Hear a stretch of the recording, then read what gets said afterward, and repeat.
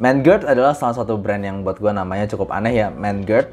Tapi dia itu adalah satu brand yang tiba-tiba terkenal, mungkin kayak blonde gitu. Dari saat dia keluarin cuma sedikit produk, Manguard 6, Manguard T, dan Manguard 11 atau berapa ya, gue lupa. Itu semua produknya mendapatkan review-review yang bagus. Dan sekarang gue sendiri bakal review yang flagshipnya. Dan ya, welcome to Aftersound Review. Dan ini adalah review gue untuk Manguard Sense Up. Seperti biasa akan gue bahas dari build, fit, frekuensi respons, suara, dan juga perbandingannya. Harganya sendiri ya, ini bukanlah ayam murah, dia di harga $700. Kalau di luar $700 tuh sama dengan Moondrop Thea Audio Clairvoyance, dan juga sama dengan Moondrop S8. Jadi ya gue tebak kalau misalnya di Indonesia ini dijual sekitar 10 jutaan karena persis $700. Dan dia pakai satu dynamic driver, 4 balancer mature, dan juga 2 electrostatic driver, dimana itu persis konfigurasinya dengan Thea Audio Clairvoyance. Oke, langsung aja akan gue bahas gimana ya suaranya.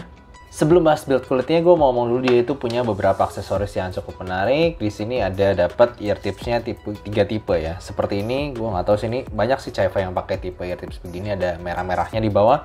Lalu tipe yang gue kaget ini loh, ini KZ Star Tips tuh yang gue pakai sekarang ini, dan somehow ini yang gue coba ini malah paling enak. Dan satu lagi juga dapat tipe ini foam ya, memory foam, dan juga kabelnya itu by default dia pakai jacknya itu yang 2,5 mm.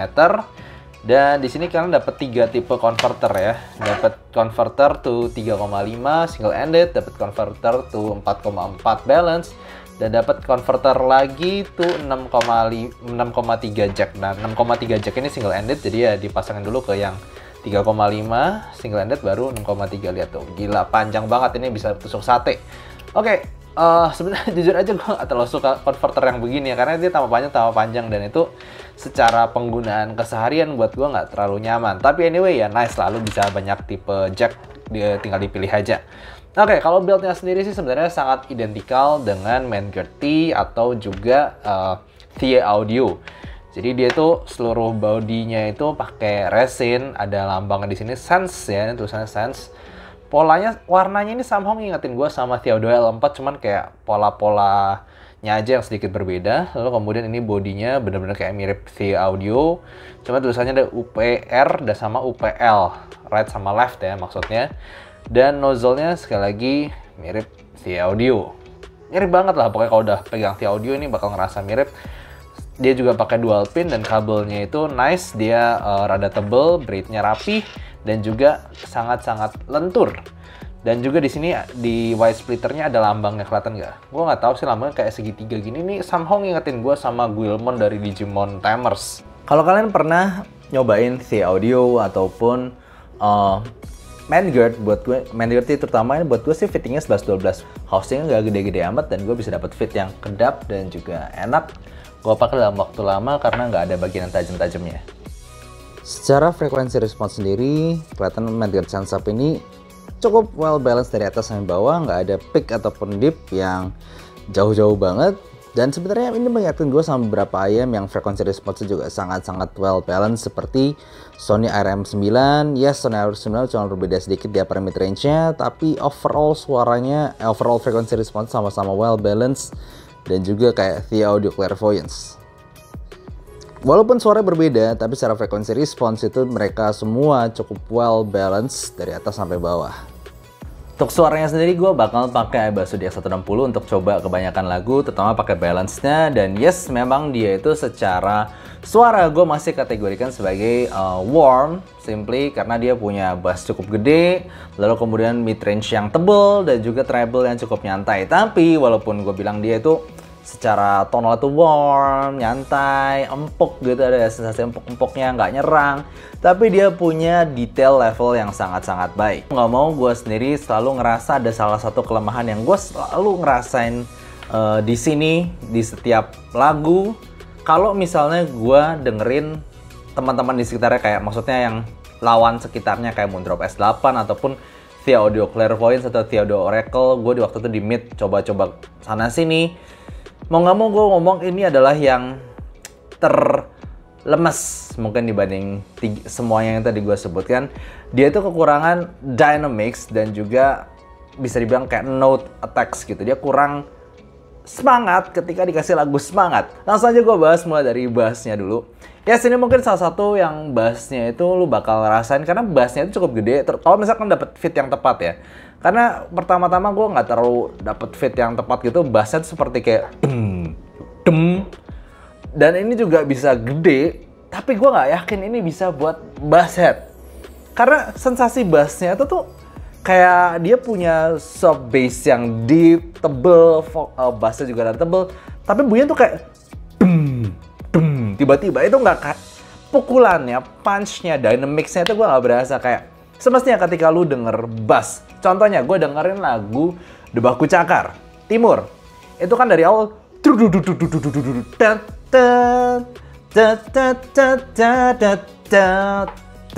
gitu loh. Kan ada itu dia bassnya, kick bassnya itu ngikutin dengan irama nadanya dengan energik di lagu Timur yang Baku Cakar. Lu di ayam ini lu bakal ngerasa kayak itu, tapi kayak kick bass duk gitu. Mukulnya itu kayak ya gede sih, cuman kayak punch-nya itu kayak nggak terlalu digebuk. Dan ini gue udah cobain banding kayak Oxygen, lalu kemudian banding Clairvoyance, lalu kayak Oracle bahkan sama M9 gue. Itu kayak bahkan S8 pun yang punya bass yang buat gue gak gede-gede amat, punya tonjokan seolah gue lebih ditonjok jelas dibandingin ini. Ini tebel doang tapi kayak punch-nya itu buat gue kurang definition.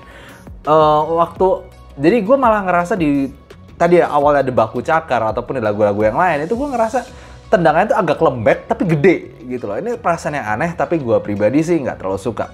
Nah mid range-nya ini adalah mid range yang buat gue sih balance. Mau lu pakai cowok, lu pakai cewek itu gue nggak ngerasa terlalu tebel atau terlalu tipis. Masih balance dua-duanya. Lu kemudian dengerin vokal cewek yang mendayu-dayu, gue dengerin Joyce Chu, gue dengerin Taylor Swift yang lagu-lagu lama yang belum dia lagu-lagu sekarang gitu ya. Itu gue ngerasa lembutnya dapet, lalu kemudian detailnya juga dapet, beningnya juga dapet. Cuman memang tetap ada rasa-rasa warmnya gitu. Dan ini bikin seolah vokalnya ini memang nyantai, dan ketika gue play lagu kayak One Ok Rock itu kayak gue nggak dapet kayak teriakannya si Taka itu, si vokalisnya tuh gue nggak dapet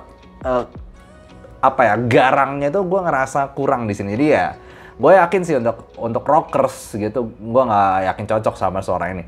Dan treble-nya ini aneh ya, karena pertama kali gue denger, gue harus ngomong gue appreciate karena gue dengerin treble ini sama sekali tidak nyerang. Gue dengerin kayak lagu orkestra, gue dengerin lagu yang tadi ya, The Baku Cakar yang Timur, ataupun gue dengerin lagunya Kenshi Yonezu yang banyak detail-detail dari upper mid to treble, yang banyak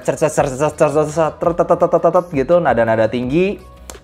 Di sini itu tidak berasa nyerang, tidak berasa yang jelas, dia berasa nyantai, dia warm ya overall. Memang treble itu tidak berasa di push, tapi detail-detailnya lu setiap treble detail dari treble itu tuh lu dengerin. Tapi mau nggak mau, setelah kalau misalnya gue habis denger yang tadi gue sebut lah, S8, Clairvoyance, Oracle, M9, bahkan Tanjip Oxygen gue, walaupun detailnya mungkin sama-sama dapet semuanya, tapi di sini tuh paling lemes. Sekali lagi paling lemes. Jadi gue dengerin tuh paling nggak ada energinya. Dengerin maksudnya The Baku Cakar aja yang Timur itu kan saksofonnya, trompet saksofonnya itu kebanyakan tuh mainnya asik banget, energik banget.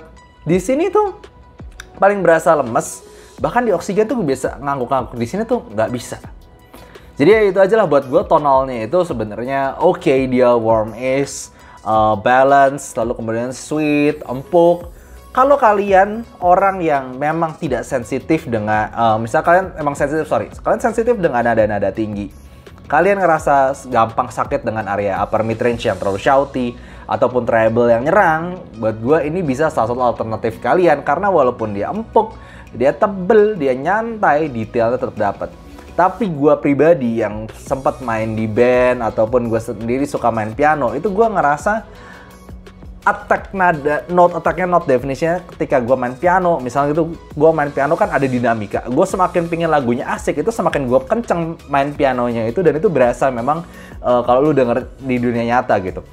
Di sini tuh mau nggak mau tetap gue ngerasa lemes. Itu yang sayang sekali gue ngerasa. Padahal balancing tonalnya bagus, tapi dynamics-nya, dinamika nadanya itu tuh nggak terlalu bisa ngasih ini seru gitu loh. Sekali lagi ini tuh gue cukup kritikal karena kita ngomongin harga 10 juta, di mana di harga 10 juta itu banyak ayam yang buat gue really excellent, kayak tadi gue sebutin.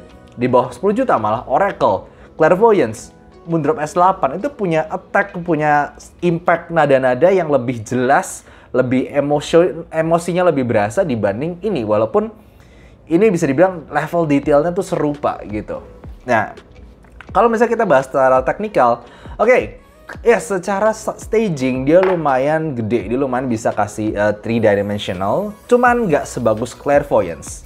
Dan juga secara separasi, yes dia bagus, dan tadi gue bilang detailnya banyak. Tapi secara imaging, mungkin karena memang treble-nya itu nggak terlalu di-push juga, dan juga bassnya gede, gue nggak ngerasa ada imaging yang bagus dari nada-nada atas gitu. Dia lebih ke depth ya rasanya maininnya, nggak terlalu bisa, misalnya ada biola, ada apa, kitrikan itu kayak main di kepala atas gue. Height dimensionnya, imaging di height dimension itu masih rada kurang. Tapi selain itu buat gue, lu mau kasih lagu yang megah itu tetap bisa dapat soundstage dan juga detail separasi yang bagus. Cuma memang kelemahannya buat gue sih di bagian tadi ya, dia rada ada kesan lemesnya itu apabila dibandingin teman-teman yang lain. Tapi sekali lagi itu cuma pendapat gue. Dan mungkin malah ini cocok untuk kalian yang memang pengen yang nyantai gitu loh. Kan nggak ada, karena gue punya temen yang dia emang selalu ngomong, Mike, tolong dong cariin yang apa namanya, yang nyantai. Lu tau lah selera gue. Gue tahu itu selera dia tuh emang pengennya nyantai.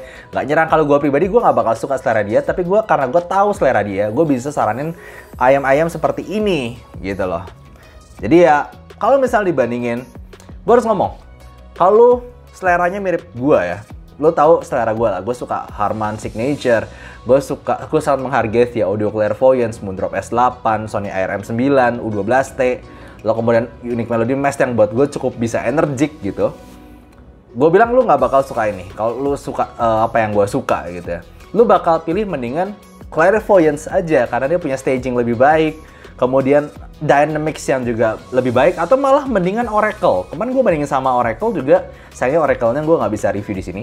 Tapi gue udah bandingin beberapa lama, Oracle itu lebih punya balance vokal yang lebih maju lagi, treble yang lebih presence lagi, dan juga dinamika bass dan juga overall note-note-nya itu tuh lebih berasa. Oke, jadi gitu aja untuk review kali ini. Kalau misalnya kita bahas pros-nya, yes mungkin adalah Manngurt yang secara estetika dia ganteng. Entah kenapa gue deja vu sama Via Audio L4. Fittingnya juga oke. Dan juga dia suaranya itu nyantai. Gue nggak pernah nemuin sedikit pun pedes dari ayam ini. Tapi kalau kita ngebahas secara cons-nya, itu buat gue dia tadi kelemahan utamanya bisa dynamics-nya kurang, dinamikanya kurang, cukup bisa dibilang suaranya paling lemes dibandingin kompetitor-kompetitor di harga yang serupa. Oke, gitu aja lah dari review kali ini. Semoga kalian suka, dan kalau kalian suka jangan lupa kasih like dan subscribe. Dan jangan lupa untuk watch live gue untuk live question and answer setiap hari Jumat jam 9 malam. See you next time. Bye-bye. Sedikit tambahan breaking news, Manngurt Sensup ini lagi dijual. Jadi ya, well, seperti yang kalau misalnya kalian tertarik dengan apa yang gue ngomong tadi, kalian suka suara yang warm, lembut, nyantai, tapi tetap masih ada detail, yes, mungkin kalian mau mempertimbangkan Manngurt Sensup ini. Untuk detail dan kontak personnya bisa dilihat di description di bawah kalau belum kejual ya. Misalnya kalian mau tahu seputar kehidupan gue di dunia audio, pengen info-info nyantai, kalian bisa follow Instagram gue, ada di description. Ataupun kalau misalnya kalian pengen ilmu tentang audio, gue berbagi di playlist Soundblog berikut. Dan coba cek aja, karena gue banyak berbagi pengalaman gue di situ.